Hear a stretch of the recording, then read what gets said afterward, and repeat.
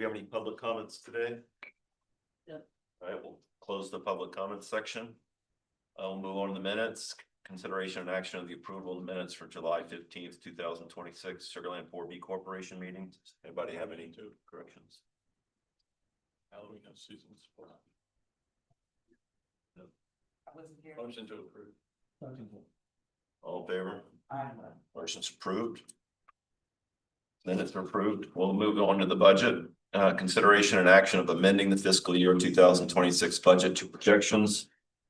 Adoption of the proposed fiscal 2027 budget and a recommendation of the proposed fiscal 2027 budget to the members of City Council. Justin Maharato will take us through it. And we said we'll ask questions as we go through this one, just so we don't go back. Makes it simpler. All right, thanks. All right, thank you, sir. We'll jump right in. It's just to kind of get us started and reoriented. Just wanted to start with where we are in the process. We've already completed the budget subcommittee review back in July. We held the workshop coming weeks after that. And then we took the complete city budget, filed it with City Council. And then we held a budget workshop where we covered the topics of both the 4B and 4A Corporation. Bringing us here today for the final action on behalf of the board to approve amending the 26 projections and approve that 27 budget.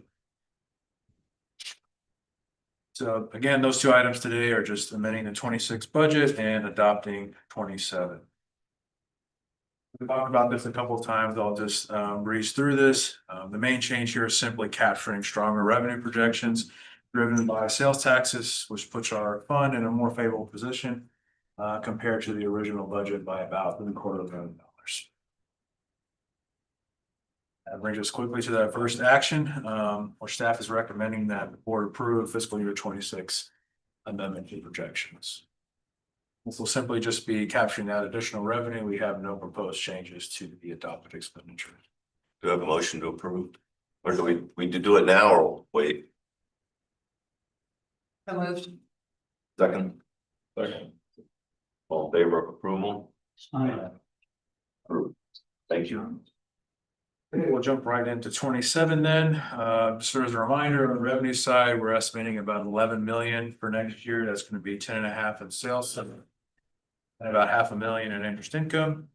On the expense side, we're at about 13 million split across 4 general categories, including economic development at 4.6 million, transfers out at 4 million, capital projects at 2.5, and debt service at 1.75. So in short, the proposed $13 million budget supports our ongoing departmental operating costs, our sponsorship and incentive agreements, establishes a solid reserve for future opportunities, covers our outstanding debt obligations, and makes a significant investment in capital projects. The 27 budget also. Got a question? Justin, just for you might be tuning in, I wanted to point out that the acquisition of the Imperial Char House and Environs is actually being paid for by the corporations. Correct. Thank you. That is being repaid by sales tax revenues. Okay. Never mind. All right. So 27 budget also leaves us in a strong position with about 12 million in fund balance over the policy and a strong bond coverage ratio at 6.27 times. That trend continues across the 5-year forecast, giving us capacity to take on future economic development expenditures. Question? Yes. When we talk about bond coverage ratio, are we including the COs that we're reimbursing the city for or no? That is specifically on the corporation's debt, sales tax revenue bonds. Okay, thank you. With that, staff is recommending approval of the FY27 budget and recommendation to City Council for approval. Any other questions? Move back a slide for me.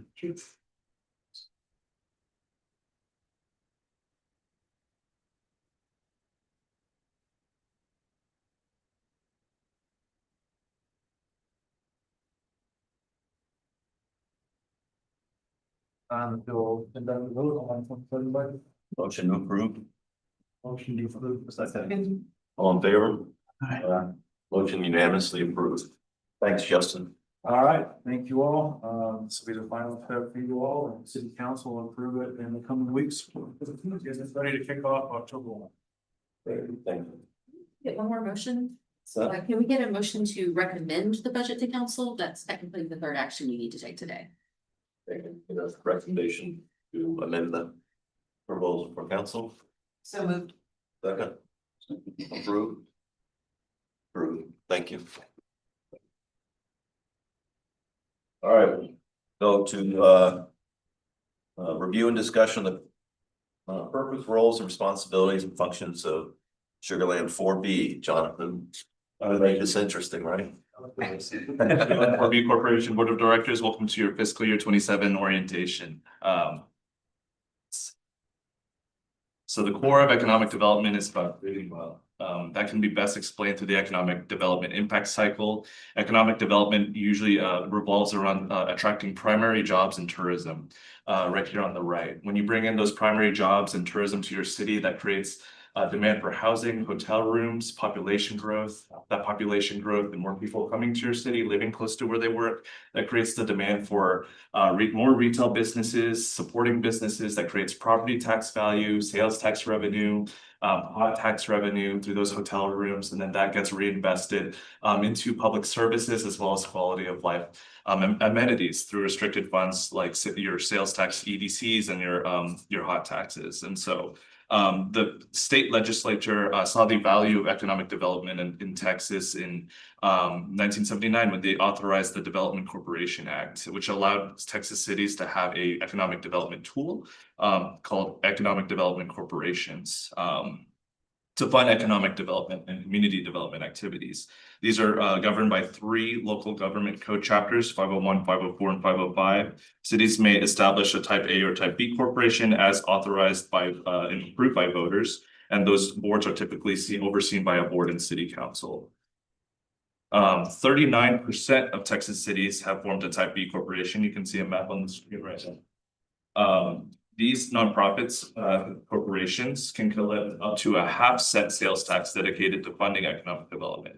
In 2025, according to the comptroller data, these type B corporations collectively have accrued over 850 million in sales tax revenues. Now let's talk about eligible projects.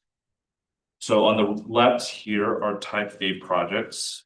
One second, page. Type A sales tax, according to the state comptroller's office, is typically used for manufacturing and industrial development.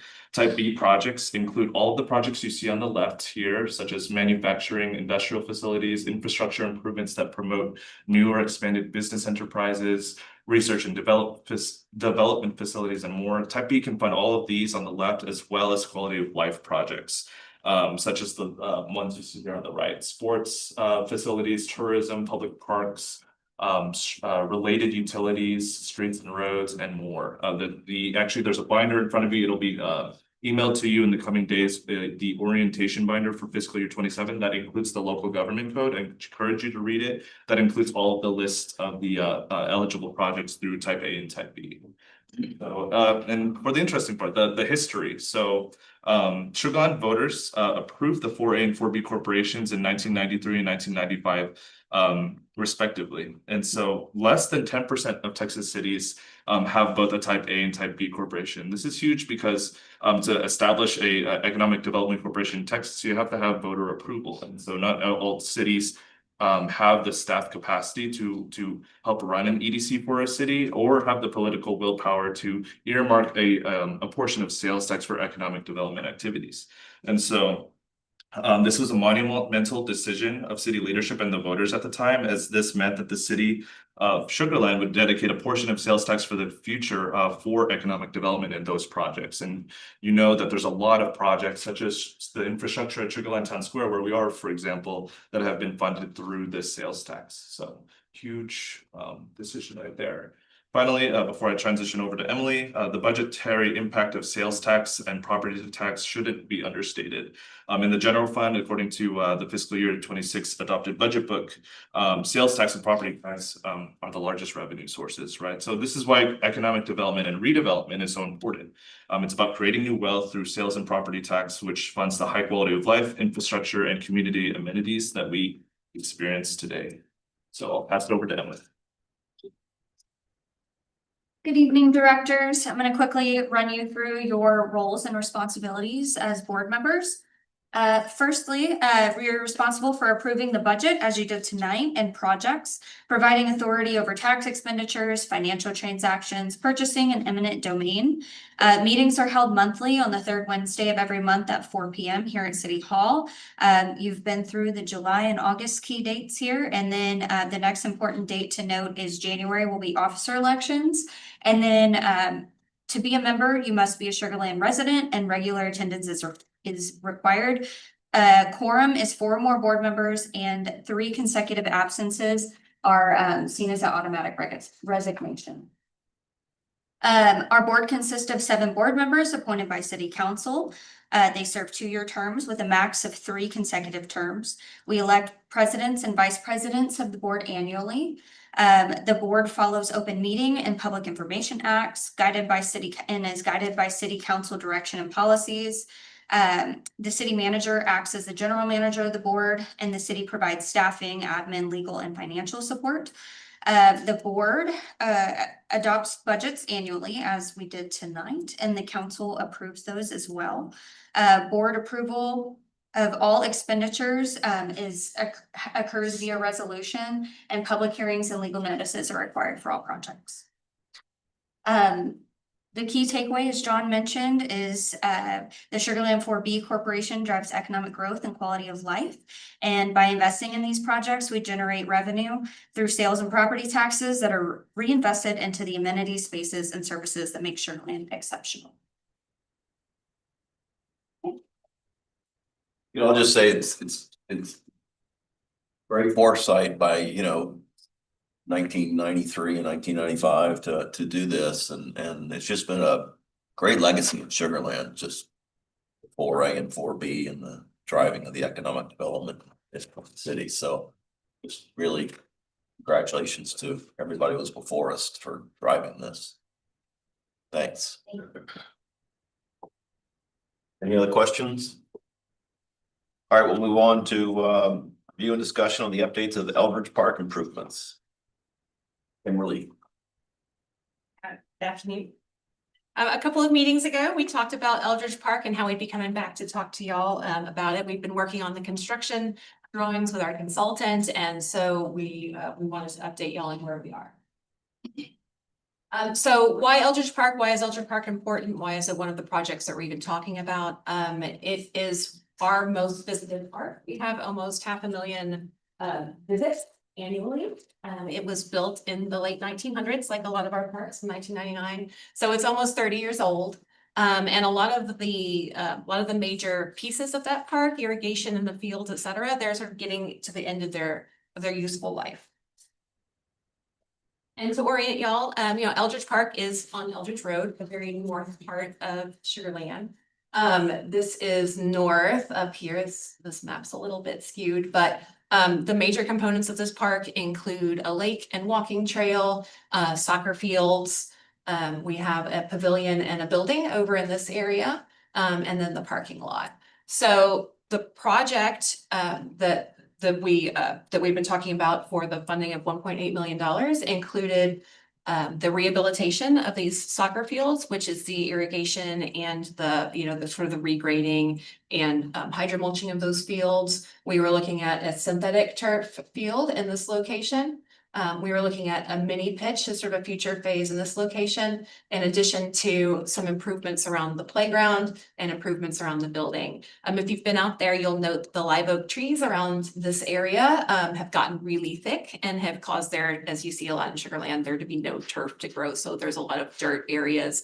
And again, this being a very popular park, there's some more opportunities for us to look at areas for people to gather, other than the pavilion and some of those areas. So we're looking at that. The parking lot also, if you've been out there, especially after any kind of rain, it really does hold water. And we have enough ducks already out there. We prefer them to stay in the pond. So we do have a lot of ponding in that parking area. The soil in this area of town, it's a weird, very expansive black clay, and it's just, it makes things move quite a bit, which has contributed to a lot of the issues that we've had. So we're nearing the completion of our design.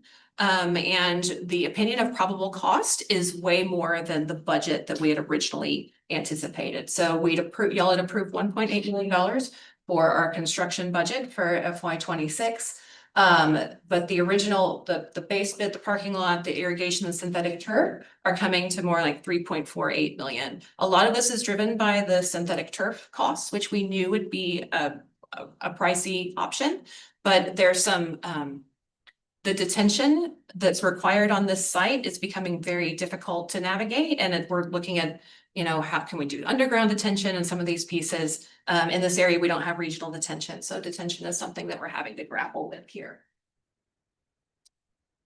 So we're proposing an in-budget scope of work, which includes parking lot drainage, striping, island planting, full irrigation replacement with an additional city water tie-in that helps, it helps the system. Regrading and hydromulching of all of the existing grass fields, the new playground wall, and a concrete walk to the playground, and also a new dumpster enclosure to meet code. And again, this is what that looks like. The dumpsters, just so y'all know, are kind of up in that tunnel.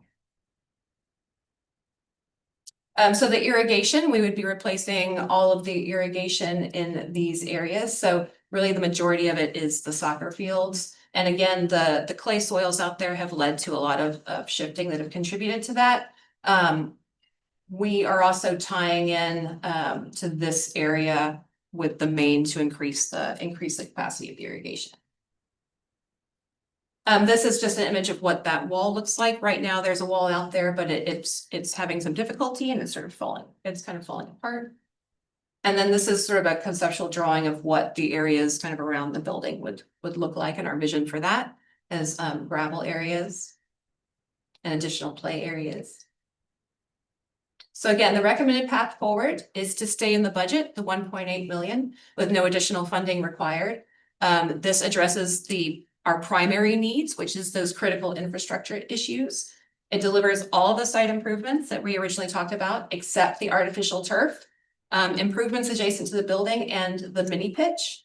And this would have no impact on future programming. I do want to note that the construction drawings do include these items, and we're going to have them as ad alternates so that if the prices come in well when we get to bidding, and it looks like that we're able to deliver more within that $1.8 million, that we'll be able to look at that and take action on that.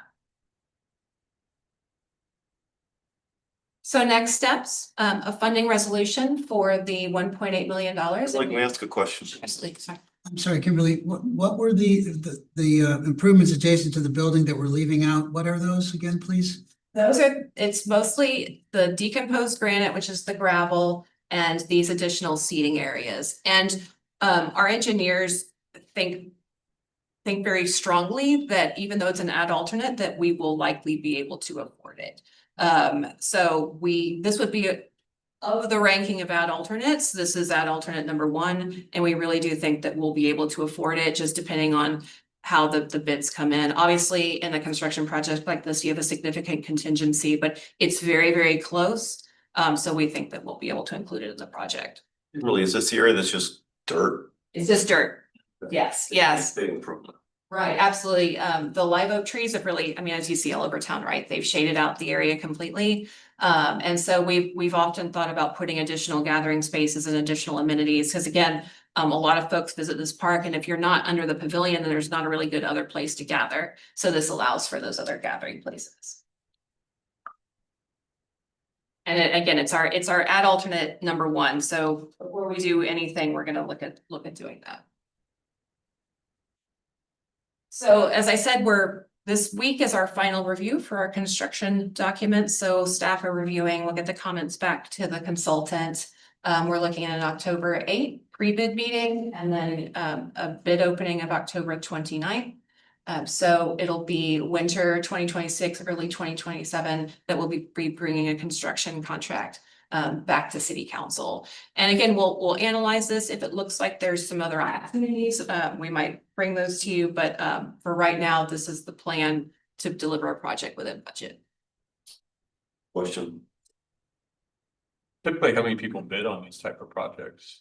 Oh, it really depends on what the environment looks like. I wish I had my engineering folks here, I'd be able to better answer, but with the newer way that we're bidding things out, we can usually cast pretty far afield, especially a project like this, a parks project, we should get lots of interest.